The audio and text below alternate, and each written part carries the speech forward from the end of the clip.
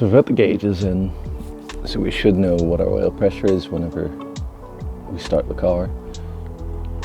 The next thing I gotta do is drain the oil out and do a compression test once we put fresh oil in. If you're not familiar with the build, we've got a 1995 Daihatsu Mira Avanzado, so it's the standard turbo model, and it originally came with a 3-cylinder single cam 660cc turbo engine.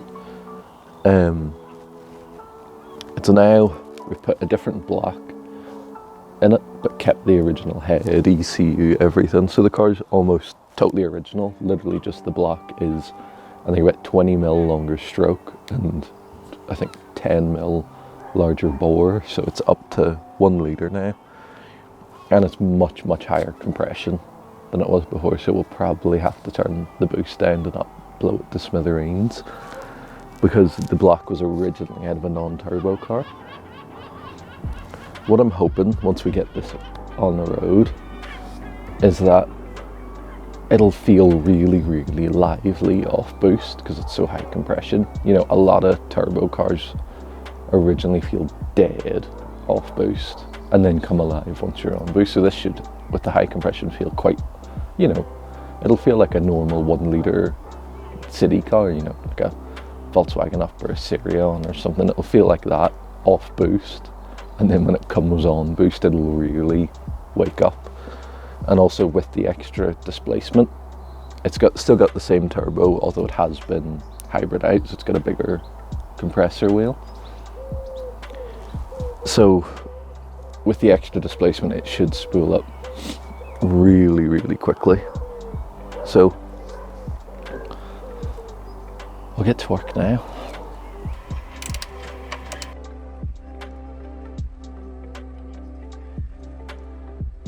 So I'm using the shittiest oil I could find to go in. It's just Halford's 1040 part synthetic. It's just, well, it looks like it's fucking leaking in my car as well. Oh, for fuck's sake. Oh, shit. Either way, the reason I'm just using this is because I want to change the oil after we've run it for a while and we know it's all okay. There's something a bit better, but this is just to get it in and get the car running. How the hell did that even leak? It's like, got this seal, who knows. Shit. I think I just went in the oil. Well, so we need about 2.5 litres, I'd say.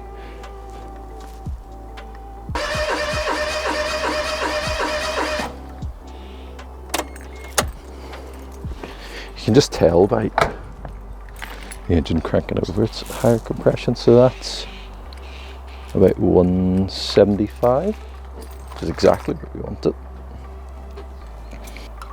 So cylinder number 2 is the one we worry about.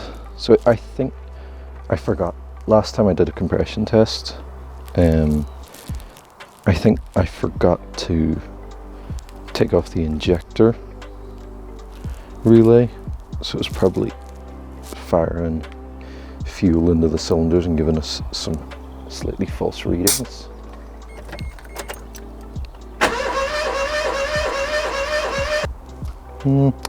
Still down towards 140, so it's about 20, well, it's sort of, yeah, 140, 150 sort of range. So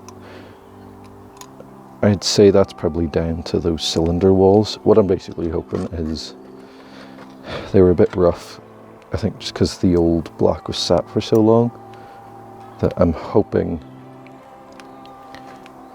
with just a bit of running it'll sort of clean itself up. So I'll probably do another compression test in a few months.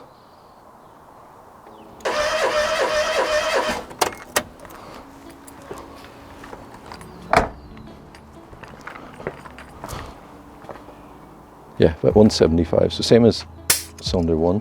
That seems really good, seems real healthy.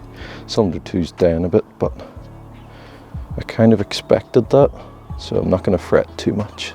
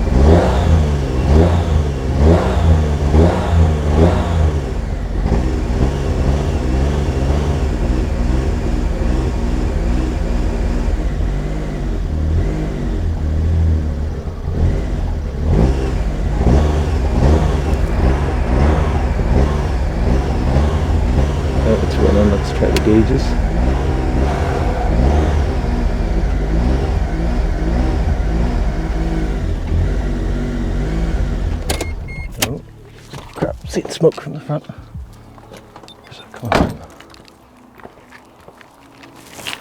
Oh, it's just shit burning off the turbo. It looks like. Yeah, because the turbo is probably covered in grease and all sorts. Yeah. One thing I noticed though was the oil pressure gauge wasn't reading anything at all. Right, so I cleaned up some of the alternator wiring so now the battery light works properly, but I've been wanting to wire up the oil pressure gauge. Well, sorry, it was wired up, but there were some problems with it, so I had to redo a couple of bits. It all looks good now. I'll try and give it a restart. Let's see. Oh, disconnect the battery. Hold that. The battery light should work.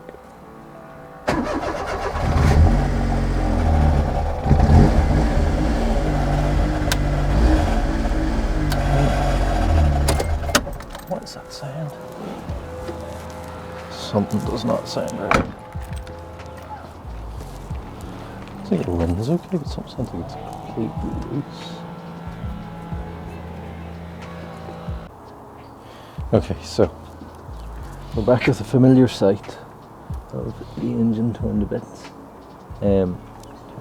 Basically, we're hearing that grinding noise every time I was trying to start the car, and I think I found the cause.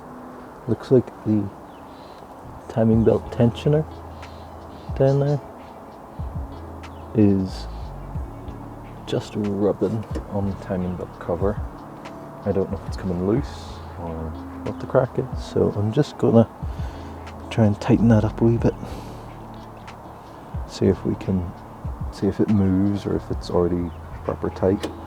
No reason it should have come loose, but there's also no reason it should, because it didn't seem to be doing that in the beginning, so I'm not sure why it started. Right, so we've got the engine in a pretty good state. It's running, starting well. It's not idling yet, but I think it just needs taken for a drive. The next thing is we basically just need to sort out all the other parts of the car, so we need to get the brakes sorted. I remember last time it was MOT'd, the brakes were, back brakes definitely weren't good. And in the time I've owned it, like the brake fluid has never been swapped. So I'd say the brake fluid's pretty bad. So to go on it, we've got new calipers, pads, discs, shoes for the back, and fluid. Last time I was working on the car, I did do the rear brake cylinders, so those should be fine. But we need to sort out the shoes on the back, and I'm going to do a full fluid flush. A lot of people, whenever they put a bit more power into a car, start modifying it, go instantly to big brakes. And I've had with so many of my old cars, if you just make the original system work as well as possible, as long as you're not doing track driving, I normally find it's totally up to the task. I've had cars in the past where I get in and the brakes are just soft, they don't have much bite to them, and I thought they were really underwhelming. I was starting to think, like, do I need a big brake kit, do I need something like that just for driving around the streets? And then I did. I got a decent set of pads, discs, the calipers were okay, and I replaced the fluid with this stuff. Now, this isn't an ad, but this is ATE Type 200.4 brake fluid. It says it's racing quality, and they seem like a decent enough company. I only had my own experience with it, but whenever I swapped the fluid out with pads and discs, it transformed the car. It was just the brake feel felt so much sharper. I've had cars before, even if after you replace the pad, the brakes still feel soft, but making that swap with the fluid really, really helped. You'd probably find this car's on its original brake fluid. It might have had a couple of top-ups or something, but never had it totally flushed and put in with fresh stuff. And, you know, as we know, bits of air, debris, water, all can get in your brake fluid over time. It's normal to happen. I think they say you should replace your brake fluid every 5 years. This car's coming up on 30 years, and I'd bet that it's never been changed. Maybe in the first couple of years of its life, but it hasn't been changed, at least since it was imported, I'd bet. So I'm going to syringe out of the master as much as I can and start filling it up with the fresh stuff, and then I'm just going to try and pump through as much of the brake fluid as I can. Yeah, and just until it starts coming out the colour of the new stuff. Unfortunately, AT used to do a blue brake fluid, which was great because you could see the colour change as you were bleeding it. But I think that was outlawed because they put dye in brake fluid, and apparently it wasn't allowed under EU regulations, whatever. But we've got everything we need now. I had to go through so many sets of discs and pads to find the right ones for this car. They're a bit strange because the discs aren't on the hub. The discs actually have the hub mount to the front of them. It's really strange. So it was really hard to find these, but I've finally got the right ones. So it's supposed to rain at some point today. It's quite nice at the minute, very windy. I'm just going to get to work and start ripping all this stuff apart.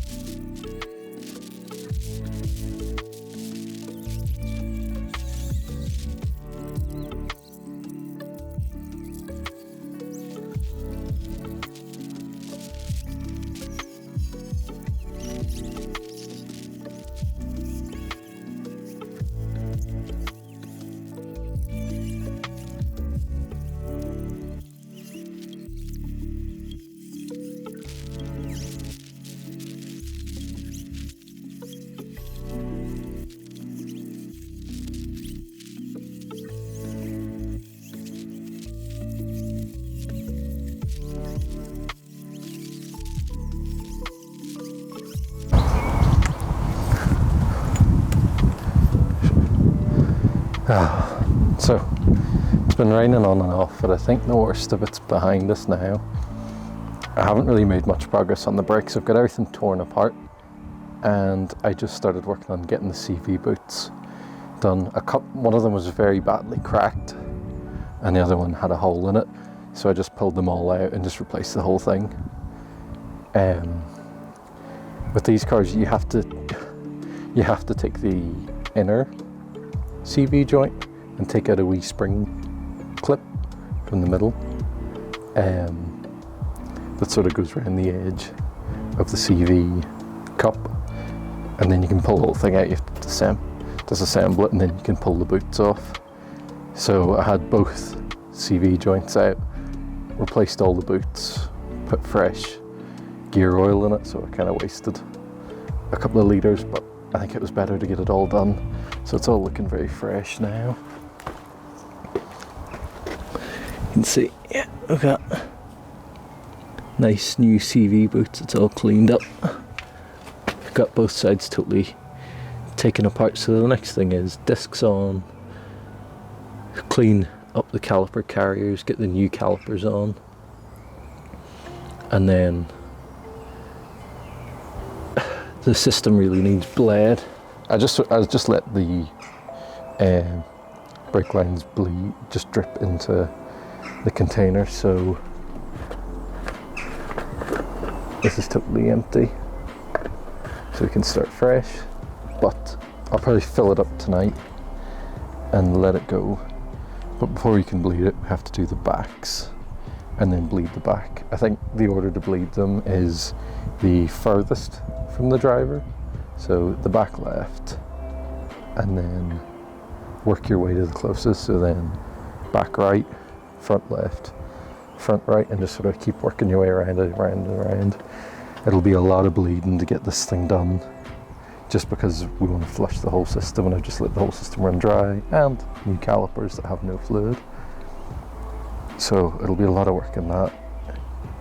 I probably won't get to do the rears until tomorrow, so the goal for today is just to get the fronts done. So I'm going to start putting things back together now.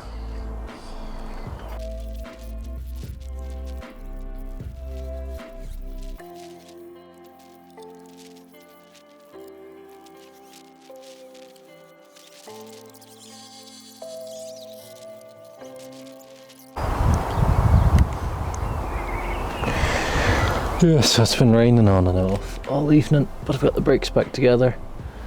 Fresh calipers, pads, discs. I filled up the brake fluid reservoir and hopefully a couple of bubbles will come out overnight. And then tomorrow we jack up the back, get the back taken apart, new shoes in, fluid out, and then start bleeding the whole system. Hopefully it's not too bad and the weather holds up for us. Yeah, hopefully that's all good now. Right, so I've just got all the brakes back together. Unfortunately the shoes I got didn't fit, but the ones that were on it were alright. I didn't notice much issue with them. They still had loads of meat left and everything. The main thing was the rear shoes were not adjusted tight enough at all. So it was like there was loads of gap. You could spin the wheel really, really easily. So the first thing was just check over them, make sure it's all okay. And then I pumped a load of fluid through. So I just cracked the bleed valve on them ever so slightly and just pump the brake, loads. Fill it up with fluid if you need, keep pumping. To basically just flush loads of fluid out. It doesn't bleed them, it just flushes fluid through to make sure it was all the clean stuff, and the stuff that came out was just cloudy and horrible. So that's a plus. I then tightened it all up, took off one drum at a time and just very gently pressed the brake pedal, and you could hear it click, click, click, and that was the wee adjusters coming out slowly. Sorry, I didn't film any of it because it's just been so windy and just raining on and off all evening, so it just wasn't easy to film. But yeah, just slowly press it. I think I did like 4 clicks of adjustment on either corner, and it just got it so the rear brake was just dragging. And then I got my dad to help me bleed them properly. So now the rear brakes are just that, where they don't really spin, get the tiniest bit of drag. I know some people would want it so it can spin super freely. The way I see it is, well, one, it's not really going to matter once the car's moving, it weighs bloody 600 kilos. But what you want is you want the tightest gap between the drum and the shoe, in the hopes that that really, really tight gap means as soon as you touch the brake pedal, they've made contact and there's pressure building there. What I hate in cars is when you hit the brake pedal, move it about 3 inches and then start to get pressure. What's happening in that situation where you're moving loads of pedal before you get the pressure is literally the shoes need to make up the gap to the drum. God, it's windy. Yeah, they need to make up the gap to the drum before they can actually apply any braking force to the drum or the front pads, because if you think the front calipers aren't going to build any pressure until that gap's been taken up in the shoe, if you think path of least resistance, instead of pushing on the pads, it's going to just move the shoe more, because that takes a lot less force. So you have to put all the brakes on until you've closed up all those gaps around the car, and then the car will start to slow down. So this also makes the handbrake really tight. Instead of having loads of room before the handbrake comes up, as soon as you pull on the handbrake, it starts to hold the car. I really recommend that method for especially these older cars with rear drums. It's just the self-adjusting on them isn't aggressive enough, and sometimes you need to do it yourself. So I bled the brakes and the pedal feels really, really tight now, just great. The next thing I'm going to do is just stick all the wheels back on the car. I've already got the rears on, the fronts as well, get the car back down on the ground, and that'll probably be me for tonight.